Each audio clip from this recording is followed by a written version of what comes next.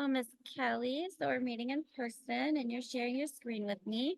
And we're going to start talking about the strategy we're going to use. Today we're going to start with the checklist. It's going to help us think clearly and it's going to make the process easier. Do you remember the goal we set? Oh, to increase appropriate behavior. And what does excellent work look like? Excellent work looks like it's neat. It's focused on what the topic is or the assignment goal is. Basically, the student should be able to explain to me in their product or their assignment what they've learned. And then can students talk during this activity if you're thinking a lesson or working in centers? It could be both. It could be where if they weren't able to achieve the goal during a lesson, then maybe during independent work during center time. So Their movement expectations during the lessons. they can leave their seats if they maybe need a pencil or some supply to complete their task. Independent center time, they are able to go to the restroom if they need to. The movement is very limited. It's not where you're moving along throughout the whole time that we're working together or you're working independently. Too much movement is distracting for me and the other students. When you said leaving their seated for something they need, do you have them already set up where they get everything they need to be prepared before they sit down? Generally, everything is at their tables. They have pencils, they have glue sticks, scissors, erasers. You said students can go to the restroom. Do they need permission to leave their seat or how do you monitor that? What I have is I have a pad, two passes, one for boys, one for girls. And if the pass is there, I like that. because too many people leaving the room, it is distracting. Mm. I believe for me, it's a lot distracting because I'm like, what are you doing? That is true. So that's a great way to minimize disruption and distractions in the classroom. Yes, And you've already practiced that with your students. yes, exactly.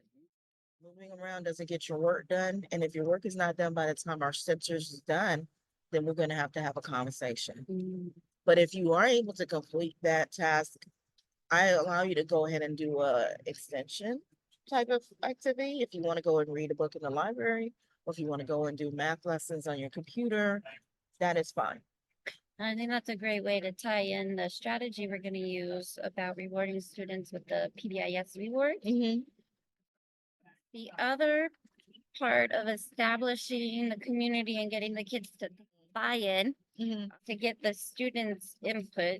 Sitting down with the students, we could first asking them, well, we're gonna first come up with your own ideas of what you want and you show the kids, Mhm. and then you can do this to get their input. Okay. Present the question or the problem. If what type of reward would you work towards or I'm asking them this? Yeah. Oh, okay. so like what interests you? What are your hobbies? So you already know based on personal conversations, but then you can go the extra route, doing it like a whole group, small group thing, and then Okay. they can build on each other too. Okay. Because that's what I was going to ask you. Is it a meeting with each one or just the ones that I have really need this? Or it could be all of it or That's a great question too. I would suggest letting all students have access to it, just like the school store. Showing some type of individuality with the students and what they're choosing. So he might not, that particular student we mentioned last time, he might not want this reward, but the students next to him might want it. And then he's going to see their behavior copying the same. to try to To- get the yes. reward. Okay, I got you. Okay, so that was something we could ask. What is something you guys are interested in? Hobbies? What's going on? What would you work towards if you had this much money? And then equate that to points. Mm-hmm. And then the students can on their own or do a turn and talk or share out loud to talk about their ideas and write down what they would want to do. Okay. And then I would have like maybe a bulletin paper up and then somehow you want to create or on the Like an digital. chart. Yes, Okay. thank you. They're just ideas and so they're recorded by the post, or you could do students go off in groups and have one person record what each group's thinking and then come back together And share. and share out. Okay.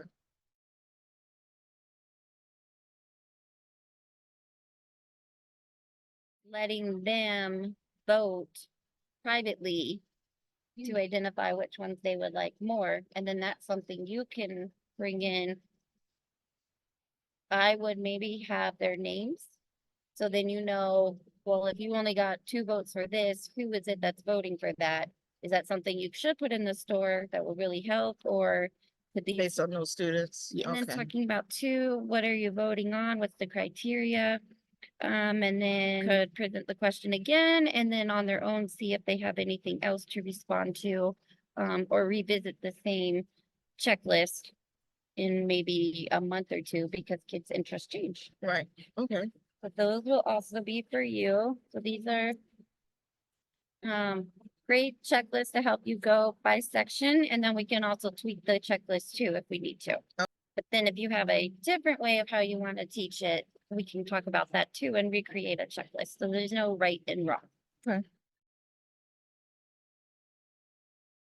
So now we're gonna look at what we're gonna use for the strategies, and then we're gonna come back to the checklist. I, we, you do it, just to make sure you're understanding exactly what I'm communicating and that you feel comfortable, that it's easy and clear to understand to first to the children. Okay.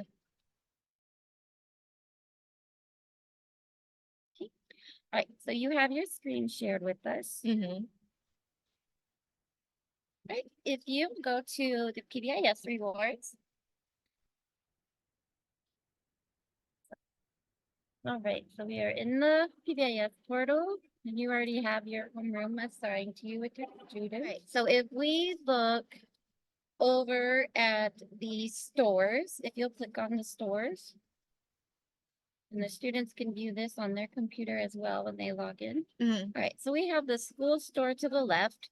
Those are some items that all students are able to purchase at the mobile cart. So then your store to the right, we're gonna click on that one. And now we are going to make this a kid's dream. Hmm. If we can move that down. All right, so you're gonna click edit store.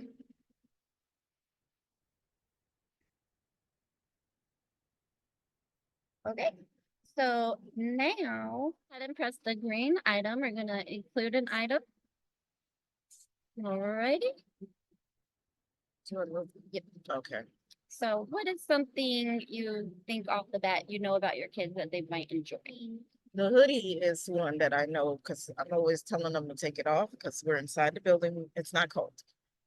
And a lot of them want to, because I had initially introduced bringing a stuffed animal to class for like Fridays to read. So that might be another one. Okay, that's a great idea. And then doing that, you'll just set the expectations with the students, just like we did with the other checklist. When can you talk with this activity? What can your expectations with movements Right. be? When does that come out? Okay. Awesome. So what do you want to start with? Let's start with the hoodie one. Alrighty. So we get to come up with a name. Hoodies on. Oh, I like it. Hoodies on. Hoodies on, and then exclamation point. And then category, Okay, so you can just do, yep, main category. and then leave blank to auto So assign. that, yeah, leave that blank. All right, price.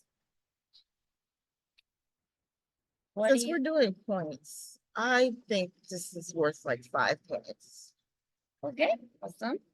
And then that's awesome. You can always go back and Edit it. edit it. And then that can teach the kids too with social studies, supply and demand. If so Mhm. many kids are wearing their hoodies. The price will go up.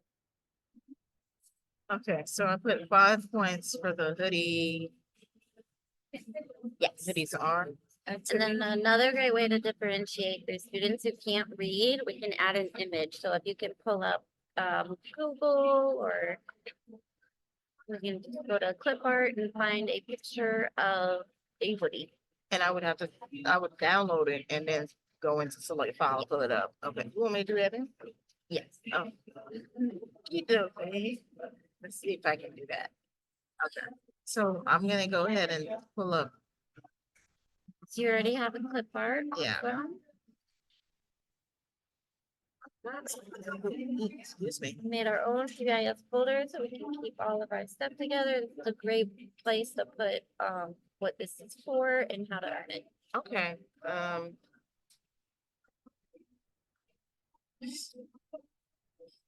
students to wear their hoodie as a reward, a PBIS reward for completing tasks independently. Yeah, So now, because with PBIS rewards, you're giving them out based on respectful. Okay. Sorry, responsible, independent. rise this- expectations. Yes. That way they know whether they get it for being kind and opening the door for someone or picking up trash and staying safe. They're still able to. They choose could give that a hoodie. as an, okay. So let's just wear their And hoodie. I put in the classroom, that way you're still meeting the rise expectations, so they're not on in the hallway and other areas. in the class. Stop. Okay. Change grade levels, this door Oh. stays with you. With me, okay, gotcha. And then for something like this that's not tangible, you can leave it not inventory. Okay, so you can know how many you have, if it is tangible. Yes, so like Okay. maybe some smelly pencils, you only have 10, you can put 10 and the kids can see that, oh, I need to try and get this little reward before them. And they'll try and maybe work harder. Okay, and then save? Yep. Alright, there's one. First item, and then the other item was stuff, being able to bring their stuffed animals to school. I'm gonna let you do this one. See what we remember, if you have any questions.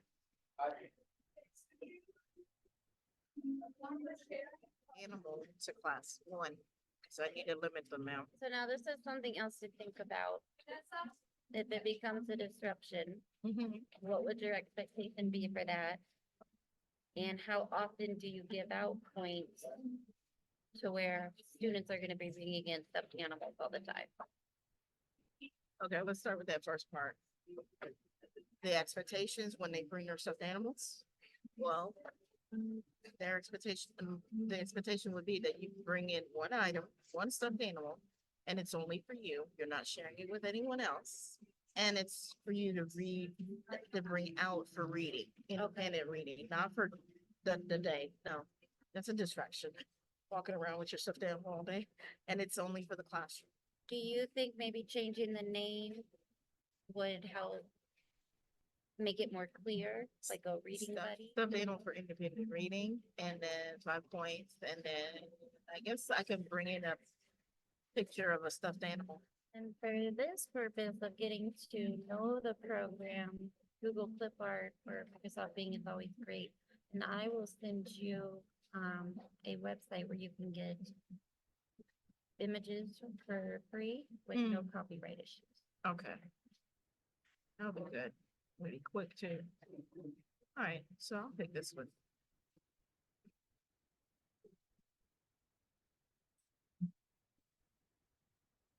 And it'll be stuff. And then something we can also do that might help is create a checklist for introducing these to the students and making sure we clarify what happens if they don't continue with the expectation of the reward.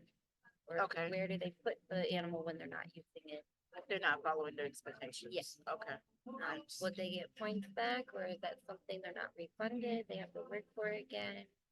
Do they have to earn points to get it back? So it's really how you think would work best for your classroom. You have that free rate right there. Okay. So the same.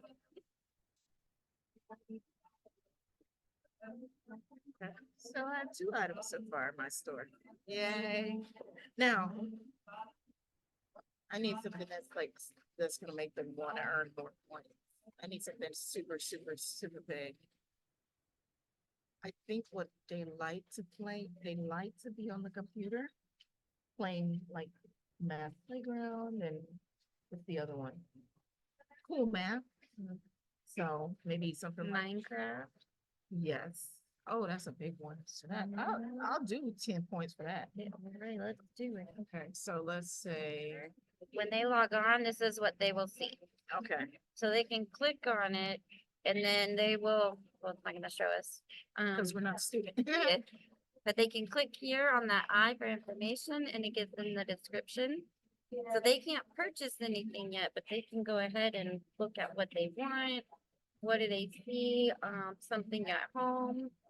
Mom, look what I can work towards. Why are you bringing your stuffed animal to school? Because I earned it. So it's not, I don't have to do 1 for 1 and 1 for 5 or 1 for 10. It's just, I just keep putting it in.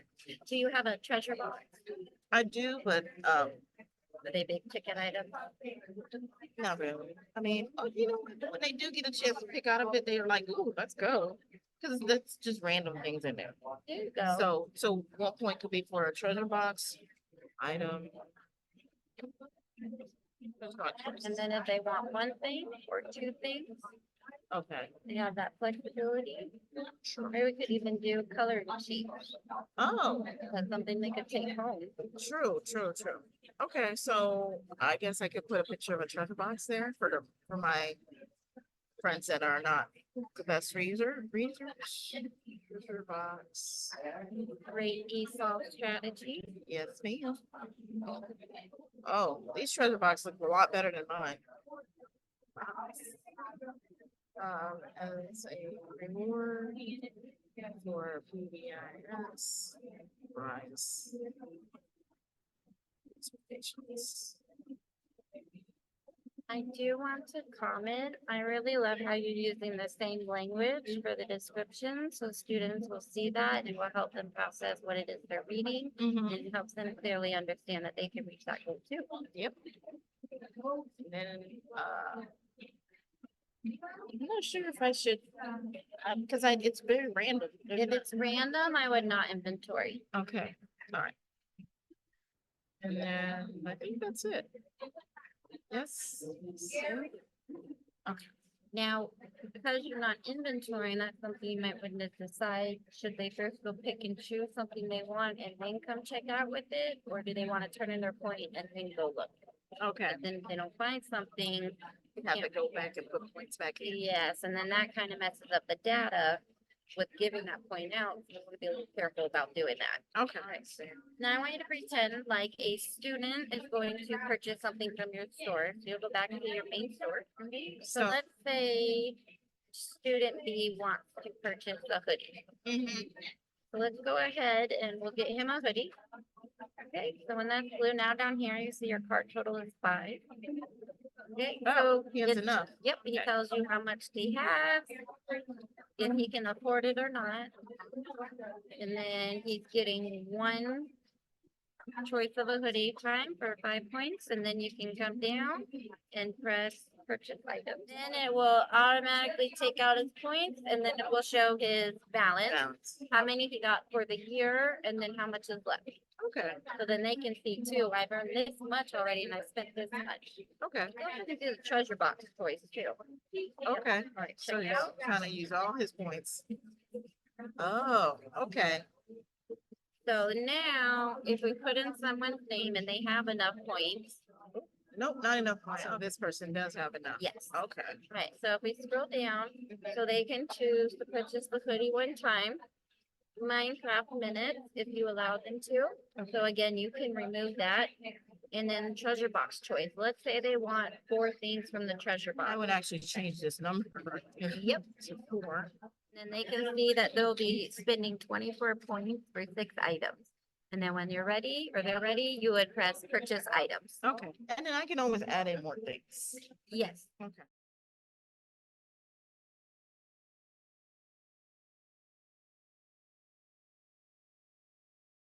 You already actually went through the last checklist. So basically, always reviewing and getting feedback and making adjustments if necessary, Yes. or Because- redirecting as well. Yes. Okay. Because yep, your goal is focused around the student, so you're showing them with this strategy. You're in the management control, but it's based off haven't had them the and their store yet, interests, so which now is we're gonna going help bring based that off their ADD behavior with together just and the the community school closer. store. So now we get to look at the So- change And in behavior accountability. using your store, if it'll make a difference. That will help them understand it's expected throughout the day, not just during the lesson. I think that's a great idea. Okay. So I have a challenge for you. where you can record yourself teaching, going over how to use this with the class. Okay.